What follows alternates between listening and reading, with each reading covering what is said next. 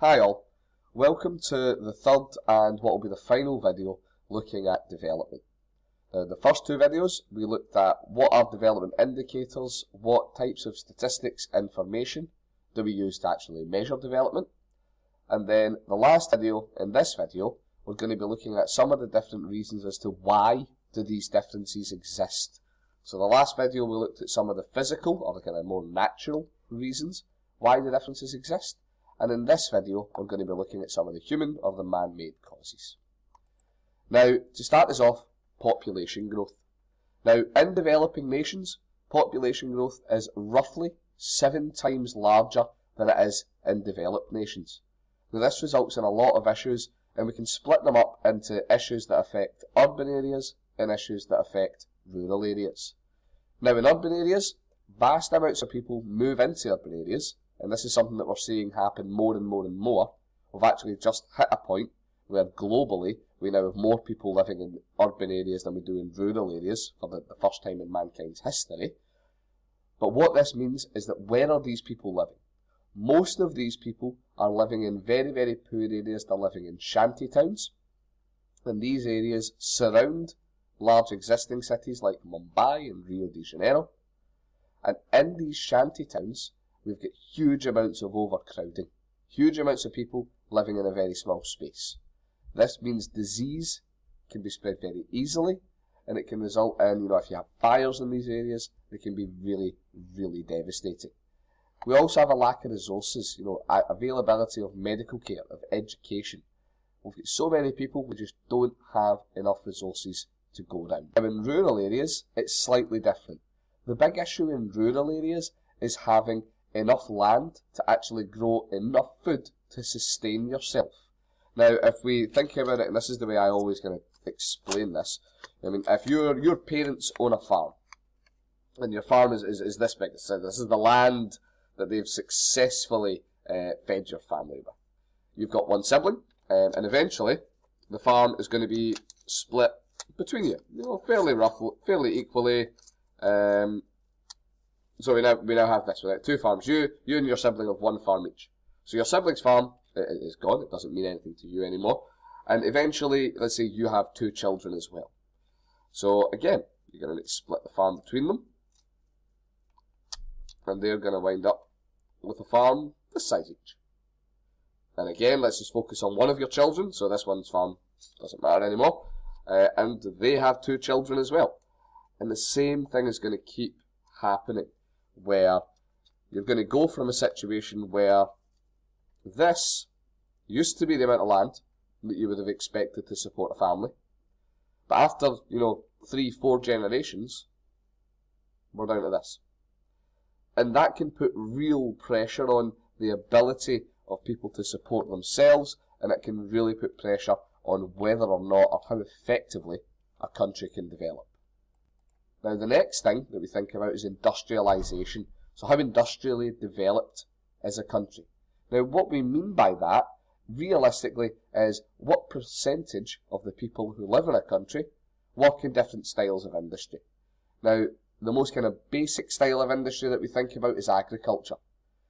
And in developing nations, we tend to have a very high percentage of people working in agriculture, particularly when we compare that to the number of people who are working in manufacturing or the service industry, things like that.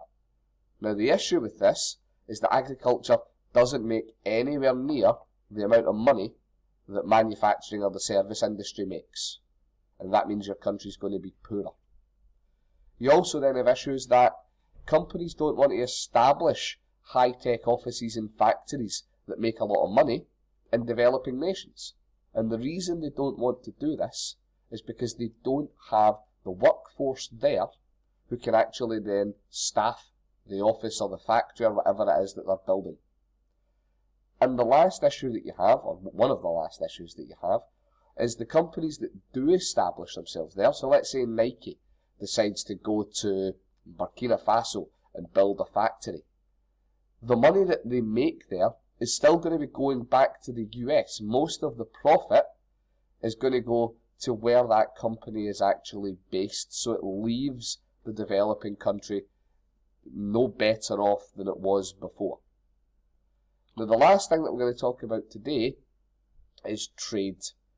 Now, again, if we think back to when I'm talking about agriculture, percentage of people doing that as opposed to manufacturing, etc., agriculture produces what we would refer to as primary goods. So crops, fish are the same, so is lumber, wood, etc. Now, the problem with this, the problem with most of your exports, most of the stuff you have to sell, being crops, fish, wood, iron, whatever, is that, per kilogram, they're not worth a lot of money. If you've got a vast quantity of it, yes, you can make some money off it. But if you've got weight for weight, the same in corn as you do in iPhones, it's pretty obvious that the iPhones are going to make you more money because they are an expensive manufactured good. Now, developing nations need these manufactured goods. Okay, maybe they don't need iPhones, but they certainly want to have access to things like X-ray machines. Now, these are expensive machines, and to buy them, developing nations take out loans. When they take out loans, they accrue debt. This debt has interest attached onto it. And then you enter a situation where you've got a country that's trying to develop who spends a large proportion of their money on debt repayments rather than on improving infrastructure or improving their health service, etc. Now, one of the other things that we have are trade barriers. Something that is a practice that's happened for a long, long time, and it happens across the world, is countries group up to try and make favourable trade arrangements with each other.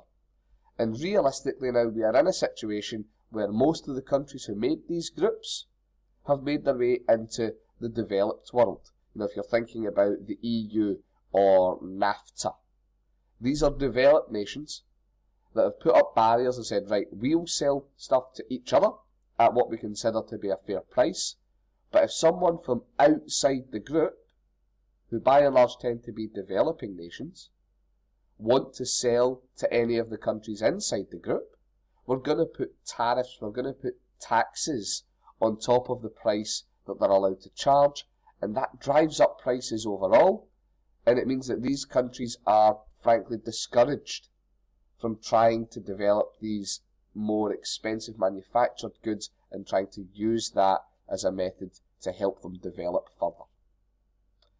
Now, this kind of draws the human stuff to an end. Now, the last point I'm going to make, and I've made this point numerous times before, is please remember that when we're talking about development, it is hugely complicated. There's a lot to this.